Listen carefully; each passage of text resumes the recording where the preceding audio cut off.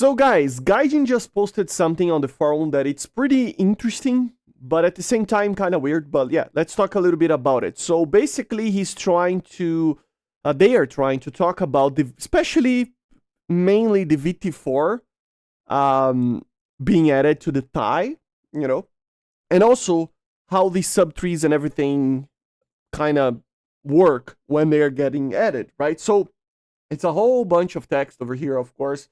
But the two major points here that I wanted to talk about is that, first of all, they said, this is they saying, right? They normally try to distance themselves from politics in a general sense, but it's pretty hard to do so. They are saying that. I mean, I can kind of understand that. I mean, with the channel, it's kind of hard to talk about a vehicle without bringing politics to it. But I try to be as, off politics as possible.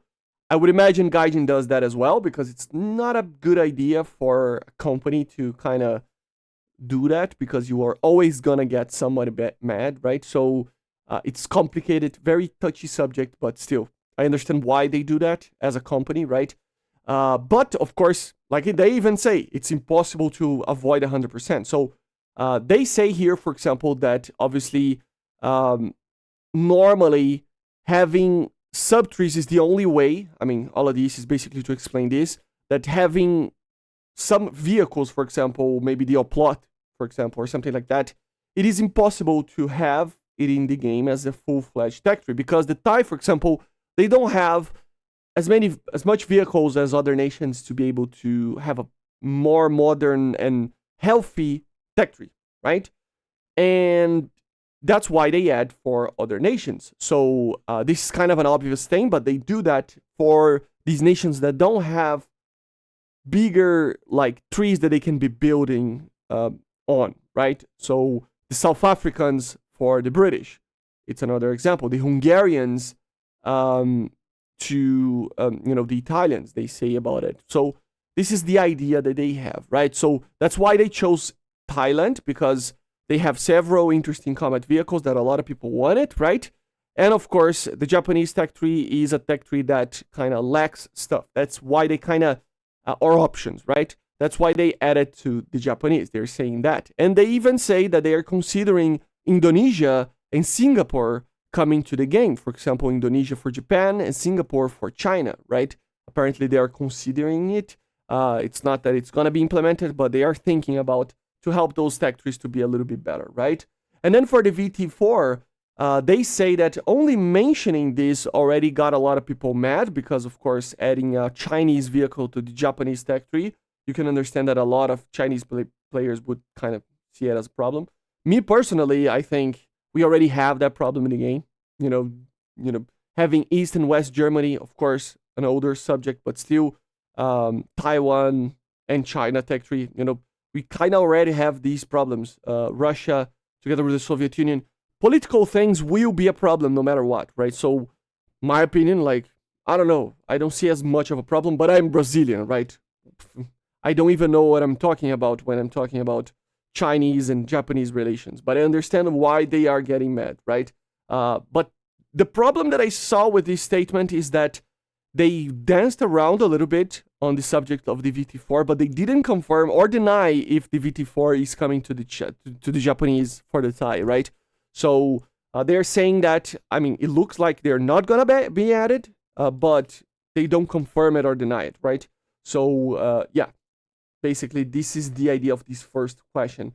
And the second question talks a little bit about, it's basically Q&A, right? So the second one is basically how they fix stuff. They say that they are all human, that sometimes mistakes happen, that there's always contradicting information about vehicles, secrecies, language barriers that make implementing vehicles correctly, realistically, is very hard. It becomes very hard to the game, which I agree.